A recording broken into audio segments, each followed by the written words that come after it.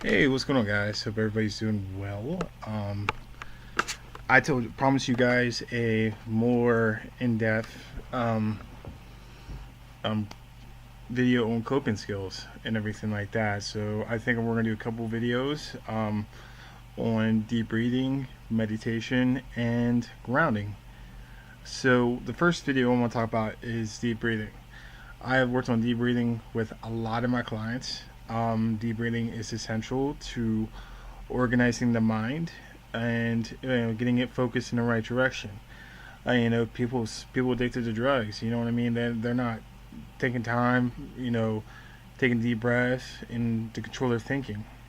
They're constantly on the go, go, go, go, go, going after that drug. They're not taking time to look at their thoughts, look at their thinking. You know what I mean? Because the drug is in control. The drug is driving the person. You know what I mean? The drug is driving the car, and the person is in the passenger seat. For a person to successfully recover, they have to take over. You know what I mean? Like I said, there's two people I talk to in session. You know what I mean? There's the drug and the person. So the person has to get control of their body and their mind. Deep breathing techniques. What I like to do is I like to teach this deep breathing technique of having, excuse me, have the person count to 10, and every time they say a number, they take a deep breath. Say like 1, 2, 3, and so on until they get to 10. And if they're still not calmed down, count 10 to 1 and take a deep breath then. That can actually help a person until they actually get themselves calmed down. I recommend doing this in a place that is quiet, no distractions, and they can just calm themselves down. Because some people, that even person not addicted to drugs, they don't take time to breathe. You know what I mean? They don't take time to, breathe and get their mind in the right place. And that your mind, if your mind's not in the right place, you know what I mean, it's going to affect your decision making process.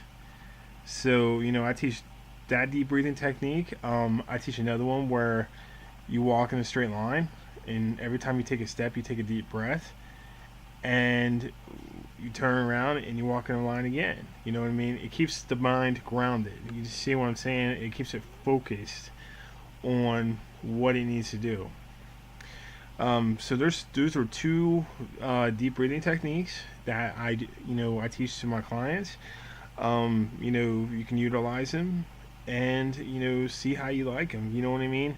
Any possible coping skill, positive coping skills can work. You know what I mean? It's how do you practice them? It's how you utilize them. You know what I mean? It's basically if they don't practice, people don't practice them, they won't overcome their addictive thinking. They won't get in control of their body. The more you practice it, the more it becomes a habit. The more it will overcome the addiction. There's something called transference.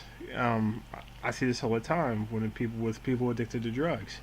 They transfer when they recover. They transfer it to something less harmful. You see what I'm saying? Say like somebody that was once using heroin, for example, and they recover, they might transfer it to caffeine or smoking cigarettes as kind of like taking it down a notch.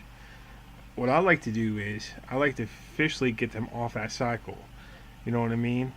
Get them down so they're not doing that. There's also something called positive transference. You know what I mean? Where they I had this person that would transfer it to fishing. Fishing's positive, or transfer it to like a coping skill.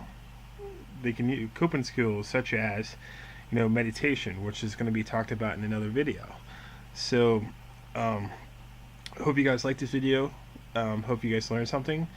um, I like to teach. I like to have people acknowledge different things so they can change their mind about addiction, and some people can get the help that they need by my videos. So just subscribe, and peace.